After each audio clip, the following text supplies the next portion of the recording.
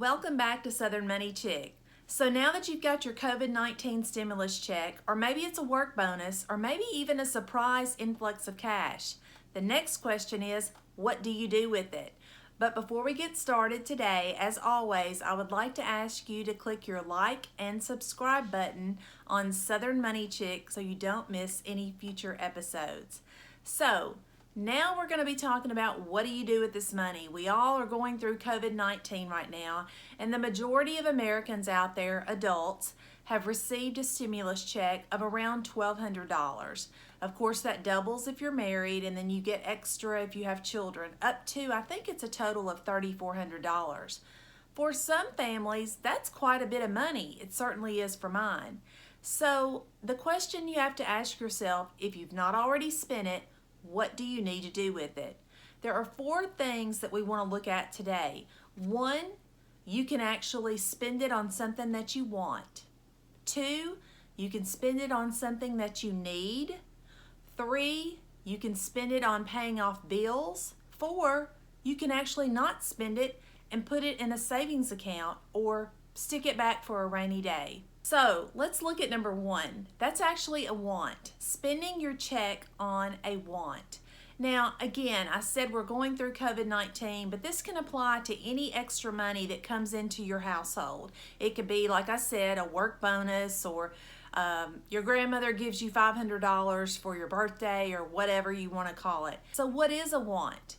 I might give you an example of a want as being something like, now you have a 45-inch flat screen that works perfectly fine, there's nothing wrong with it, but now you want a 70-inch flat screen, maybe with a little curve, that's 5K, all the rage, and you want to go out and spend your $1,200 on a new TV to upgrade, although I don't think you can get one for $1,200. That's a 70-inch curve. But anyways, I'm not going to get off on that rabbit hole. So that's actually a want, something that you think is going to make your life better, which it's actually not. You might be able to see your TV a little better, but it's not something that you necessarily have to have. It's just something that you want. Last night I was listening to the news, and in our area a major mall opened back up yesterday, and guess what? I thought maybe there wouldn't be that many people get out, but they said it was packed. Okay, first of all, I don't know if there's many actual needs at a mall. There's a lot of wants. There's a lot of clothing stores, shoe stores, electronic stores, all kinds of things that are there to get your money. And they said the lines were lined up outside of some of the stores to get in. So obviously, people were spending their money on wants. The problem with some wants is we let society convince us that they're not a want, that they're a need. We have to keep up with people. We have to keep up with our friends. We have to keep up with our coworkers. Most importantly, we have to keep up with our family members. We can't let our brother or our sister or a cousin have something better than us. God forbid that happen. We show up at the next family gathering and someone's got an iPhone 11 and I only have an iPhone 10. I mean, what is going to happen? It's crazy. That's where we get into the mindset of a want. The second thing we can spend our money on is a need. A need is exactly what it says it is. It's a need, and it's definitely different than a want. One of the examples I'd like to give you is maybe you're driving to work every day, if you're able to right now, and you're driving, let's say, 30 miles to work each day, and you notice that one of your car tires has this big knob on the side of it, like a big knot, and it's going to blow out, like in the next day or two. To me, that is absolutely a need. You need a new tire, or at least an upgrade on the one that you have, because you have to get back and forth to work. That is a tremendous difference in my mind versus the 70-inch TV. You're going to have this tire fixed so you can continue to provide for yourself and for your family if you have one. Another example might be that your air conditioner unit has gone out at your house, and it's 110 degrees outside in the south in the summer.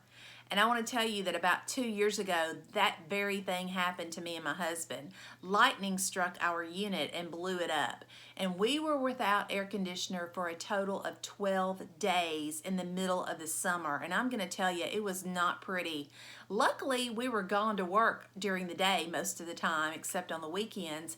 And at night, thank goodness, we had ceiling fans to help us. But I'm going to tell you, that is not a want.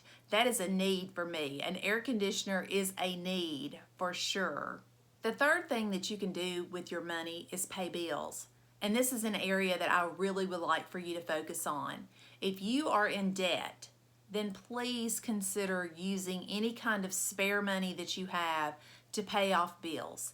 The reason I say that is the sooner you're out of debt, the more financially sound you and your family are going to be, the less stress you're going to be under, the more money you're going to have at the end of the month because you've got debt off of you.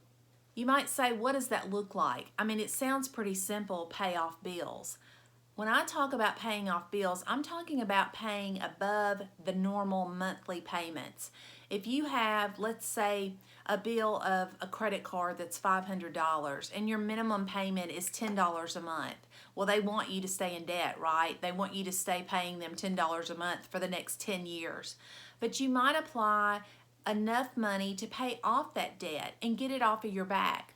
But what you've got to make sure that you don't let happen is in your mind say, oh, I paid off this $500 bill. That's going to free up X number of dollars for me each month so I can go out and rack up another bill.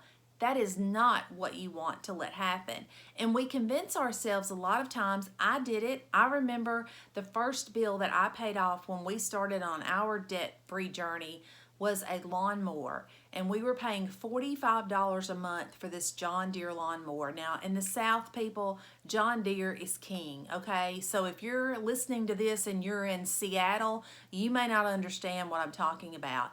But a lawnmower in the South is a necessity, and I was way too old to be trying to push mow an acre yard. So we went out and bought a lawnmower. We could have gone and purchased one that wasn't such a big name brand, but we thought we deserved the best, so we did. We went out and bought the green John Deere tractor. Nothing wrong with John Deere. It's a great product. I'm not saying that. But if you're going to buy a John Deere, pay cash for it. Don't pay it on payments like we did. We were so stupid. It was ridiculous that we were paying $45 a month on a John Deere lawnmower that we only used about 6 months out of the year. The rest of the time it sat out in the garage and we didn't do anything with it. So be smart with your money. Pay off your debt. Don't accrue any new debt that you can absolutely avoid. Now, if you have a hospital stint or something like that that's obviously an emergency, that's different. But don't go out to the mall like the people I was telling you about just a moment ago. Don't go out and say, I only have one pair of the latest tennis shoe. I need 4 pairs. Or I only have 2 swimsuits for the summer. I need 5. That's ridiculous. Don't buy into social media, social hype, and please don't listen to the actor and actress from Hollywood who make a gazillion dollars a year and they're trying to influence us on how we spend our money. No, just turn the TV off and listen to yourself. Listen to common sense. The fourth thing that you can do with your money is save it. I know that is shocking for a lot of people because there are a lot of people out there right now that have discovered that they really needed a savings account and they did not have one. If COVID-19 has taught us anything as an American, it should have taught us that we should have money in the bank for what we call a rainy day. And COVID-19 has been more than a day. We're already 2 months into this at this point, and a lot of people have lost their jobs. And you know, I used to think maybe if you had $1,000 in the bank that would be a good start on a savings account, that might could get you through maybe a car breakdown or a bad tire like we talked about earlier. But now I think you should probably have about 3 months of your check saved in a savings account. Just look at the people around you. Look at your community. Maybe people in your own family that have lost their jobs. Had they had 3 months of income saved up, they would have been so much easier in transitioning from being employed to maybe being laid off to maybe starting a new job search. And I'm going to tell you, I've got a friend that's looking for a job right now and nobody's interviewing. It's a difficult time. And I'm not going to say that's going to last forever because I don't think it's going to. I think we're going to bounce back and we're going to be stronger than ever. But I'm telling you, you have got to be prepared because these stimulus checks cannot continue. Our government cannot continue to buy its way out of holes and provide for us. And I know that we all want and love to have another stimulus check hit our mailbox, but we have to ask ourselves, who's going to pay for this? We, the taxpayers, are going to pay for this, whether we're paying for it personally or either it's our children or maybe our grandchildren. But this money is just not free money. They're just not printing it up there. Well, actually, they are just printing it because they don't have anything to back it. But we are going to have to cash that check at some point as taxpayers of America. So, getting back to savings, I really encourage you to sit down, develop a savings plan. It might just be $10 a week that you can stick in a savings account. It might be $1,000 a month. Once you decide, stick with it. Pay yourself first, because if you've got money in the bank and a little emergency happens, it's kind of a blip in the road. It's not anything that's going to derail you. But if you have no money in the bank and you have a tire blowout, it's a major emergency. And where if you'd had a savings account, it would have been like, okay, I've got to pay $200 for a new tire. Okay, let me put it on. Okay, no big deal. I'm still on track. So you can see where having some money in a savings account can really impact you and your family. So in review, we've looked at 4 things that you can actually do with your stimulus check, with the bonus from work. Maybe your aunt sent you $500 for your birthday, or maybe you've had a small inheritance come through.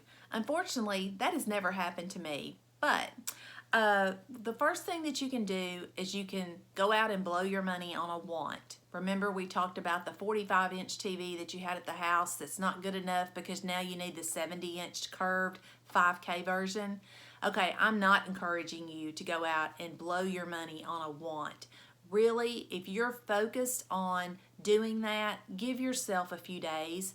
Don't just go crazy as soon as the malls open back up or your favorite store opens up. Think about it. Can you live without that item? You have lived without it this long. What has changed that you can't live without it a little bit longer? And maybe talk yourself out of that want altogether, okay? Number 2 is spending it on a need. And I don't have so much of a problem with this area. We talked about the tire that has a big hole or a big knot on the side of it that we know is going to be blowing out fairly soon. And that is something that you need. If your air conditioner goes out, hot water heater. I know you can live without hot water, but I'm going to tell you that is a need in my house. I cannot deal with not having hot water. So decide if it's a need or a want. And I would say if it's a need, try and look at maybe a cheaper alternative. It doesn't have to be the best. It doesn't have to be a name brand. Just get what can get you by. And I say that especially if you're still in debt. And that takes us to number 3, using your money to pay off debt. If you owe anything to anyone, focus on getting it paid off as soon as possible. Whether you get a $1,200 stimulus check, a $500 bonus at work, it can make a tremendous difference in getting the ball rolling, so to speak, on getting your debt paid off. The sooner you can get your debt paid off, the more money you're going to start accumulating at the end of each paycheck that's not going out the door. Remember, we've talked in the past about spending less than what you have coming in. Make sure you always have more money coming in than you have going out. That's just common sense. That's 5th grade math. The 4th thing that we can do with our money is my favorite, and that is actually save it. Don't do anything with it. Don't spend it. Keep it in your bank. Because if we've not learned anything over the last few months is every person needs to have a savings account. Whether you're 19 years old or 59 years old, it does not matter. If you have a savings account and an emergency happens, you are so much better prepared to take on that emergency I know some people, if they have a tire that goes out on their car, it's a full-blown emergency in their family. They don't know what they're going to do because they have zero money saved up to pay for it. They have to scrimp and scrape or maybe borrow from family. Oh my gosh, that is the worst. Don't borrow from family. And to get that tire put on the car, that's a necessity for them. So if you've got that little emergency fund started, or if you've not started it, please do that today. I encourage you to always pay yourself first. With every check that is deposited from your employer, most people do direct deposit now, take a portion of that check and designate it to a savings account. Don't ever let it touch your little hand, because if you do, what's going to happen? You're going to be down there at the mall with everybody else going crazy over a new pair of tennis shoes or a new designer bag or whatever the latest is.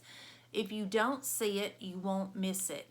And you might think, well, what's $10 going to do me? Well, before you know it, $10 really does add up.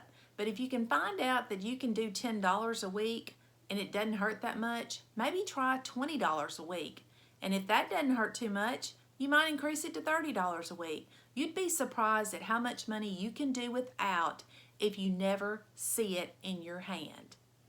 In closing, if you still have the money and you have not gone out and spent it, I really hope today's episode encourages you to take time to think about what you want that money to do for you. Don't just go out and blow it on something that you want, that you think you cannot live without when you really can. Think about, should I pay off a bill? Is there a need that I have to take care of immediately? Or can I save it so I am better prepared? So I hope that that helps you.